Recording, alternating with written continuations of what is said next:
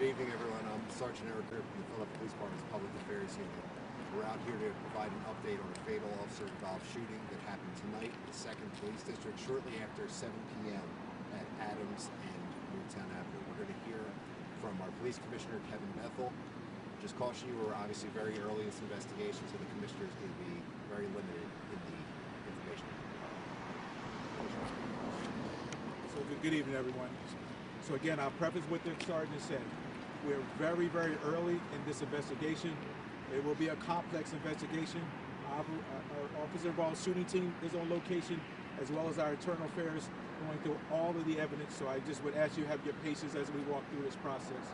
Tonight, a 25th District officer was in patrol and working a steady beat by himself solo. At F and Boulevard, he saw a car and he went to make a car stop. That will lead him to Adam and Newtown, where he, with the assistance of 3 independent civilians, saw him trying to stop the vehicle, and they would start to block the highway for him. The car pulls behind one of those civilian cars. The officer pulls behind the car he's trying to stop. At some point, that car, based on information that I'm providing you from now, is coming from those 3 independent witnesses. We have not had an opportunity to talk to the police officer at this point. Those independent witnesses say they observed the car back into the police officer's car. Those independent witnesses say that they see the officer get out of the car and go up to the driver's side. Those independent witnesses say at some point they see the door open, and then at some point they see the car turn into the officer, striking him and pinning him against the wall. There's a brick wall on the bridge, and they can see that pinning happen. At that point, they observe the officer fire multiple shots into the car. At that same time, they also see a passenger exit that vehicle. Those same civilians and independent witnesses were able to grab that person and detain them. At that point, the car backs out of the intersection and out of the box that it was in and proceeds to travel 2.5 blocks away.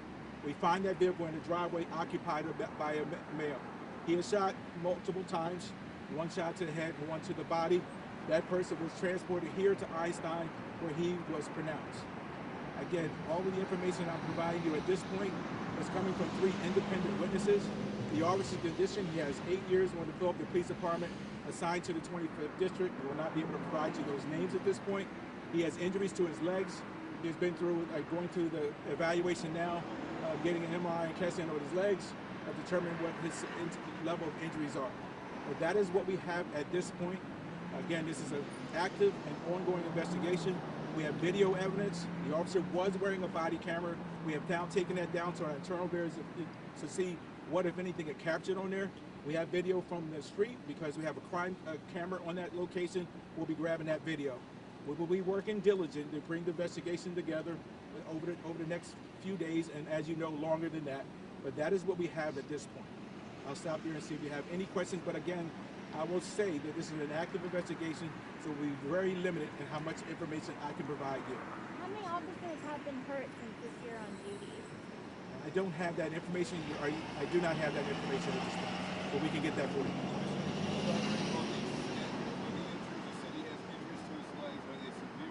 Well, we won't know until the examination is done. He has numbing to his legs, and we won't know until the doctors have completed their evaluation. Commissioner, your thoughts on those citizens helping a cop?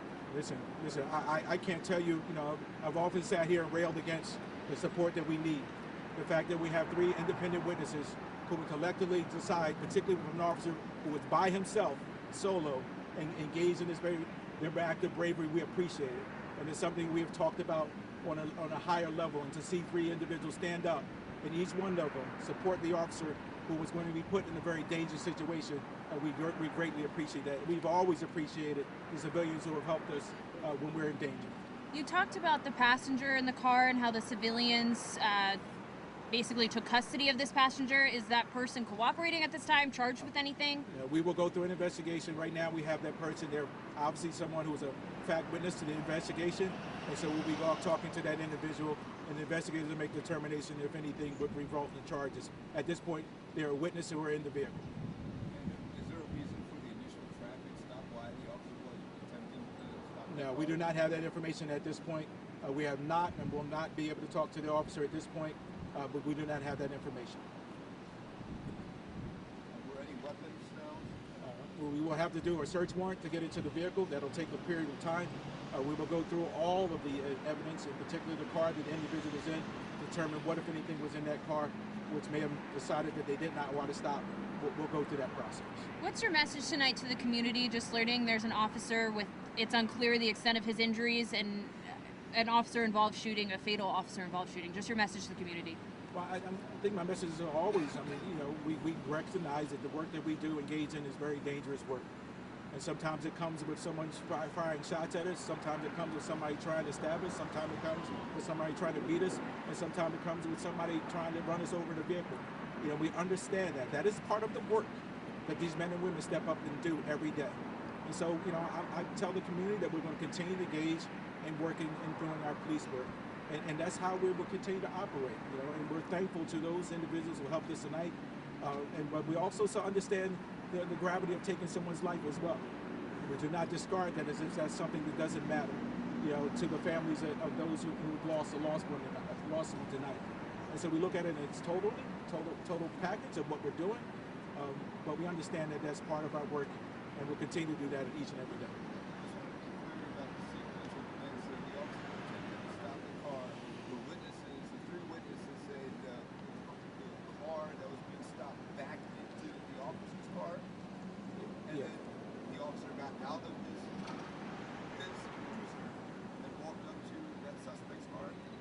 The witnesses observed the officer trying to stop the car, and they helped facilitate the stop of that car. The witnesses observed the car back into our police car, and then they observed our officer exit his vehicle, go up to the passenger side. Those same independent witnesses observed the car, then strike the officer and pin him against the wall. Those same individuals watched the officer fire into that car. All right. Thank you very much. We'll provide Thank update you. testers.